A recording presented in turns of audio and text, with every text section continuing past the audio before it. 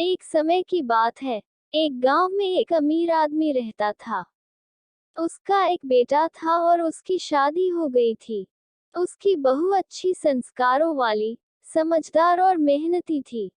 जब वह अमीर आदमी के घर आई, तो वह गरीबी के बारे में अच्छी तरह समझी। वह जानती थी कि धन और संपत्ति खुशी का निर्धारक नहीं होते हैं। उसकी भावनाओं और मूल्यों में गर्व था और उसने अमीर आदमी के समाज में स्थान की परवाह नहीं की। यद्यपि उसका ससुराल गरीबी से भरा हुआ था, लेकिन उसका पति, सास, ससुर और बहनों ने उसे प्यार और स्वागत किया। उन्होंने उसे अपना समझा और अपनी संपत्ति को धन्यवाद दिया।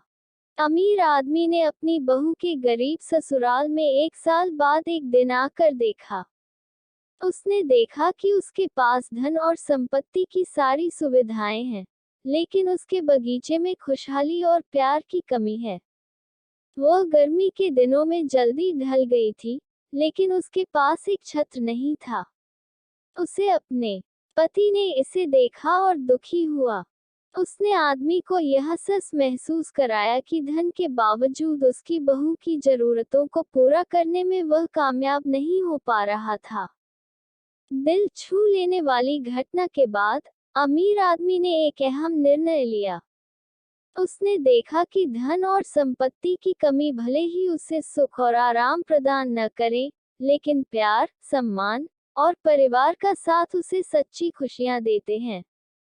इस परिवर्तित मानसिकता के साथ अमीर आदमी ने दृष्टि बदली और अपनी बहू को प्यार से गले लगाया। उसने समझा कि परिवार में संपूर्णता का मतलब सिर्फ धन और संपत्ति नहीं होता है, बल्कि एक दूसरे के साथ प्यार, समर्पण और भागीदारी का एहसास भी शामिल होता है। वह गरीब ससुराल में बच्चों, सास ससुर और पति के साथ खुशी से रहने की खुशी महसूस करने लगी। उसने समझा कि धन के पास होना जरूरी है, लेकिन यह एक संतुष्ट और संयमित जीवन बनाने के लिए पर्याप्त नहीं है।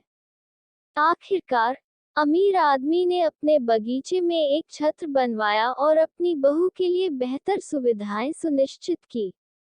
उसने अपने ससुराल के सदस्यों के साथ समय बिताना शुरू किया और उनकी आवश्यकताओं का ध्यान रखना शुरू किया। बहू ने अपने ससुराल में एक खुशहाल और समृद्ध वातावरण बनाने में अहम योगदान दिया। उसने सास ससुर की देखभाल की, उनके लिए आवश्यक वस्त्र सामग्री और आवश्यकताएं उपलब्ध करवाईं, और पूरे ससुराल में एक एकता और प्यार का माहौल बनाया। बिताए हुए समय के साथ अमीर आदमी ने अपने ससुराल के अस्थायिता को दूर किया और अपनी बहू के समर्पण और प्रेम की महत्वपूर्णता को समझा। वह अपनी संपत्ति और सामाजिक स्थिति का इस्तेमाल समाज सेवा और दान के लिए करने लगा। उसने आपातकालीन मदद कार्यक्रम आयोजित किए, गरीबों की शिक्षा का समर्थन किया और विकलांगों के लिए सुविधाएं प्रदान की। इस प्रकार अमीर आदमी ने समझा कि संपत्ति का मालिक होना खुशी और संतुष्टि का गारंटी नहीं होता है।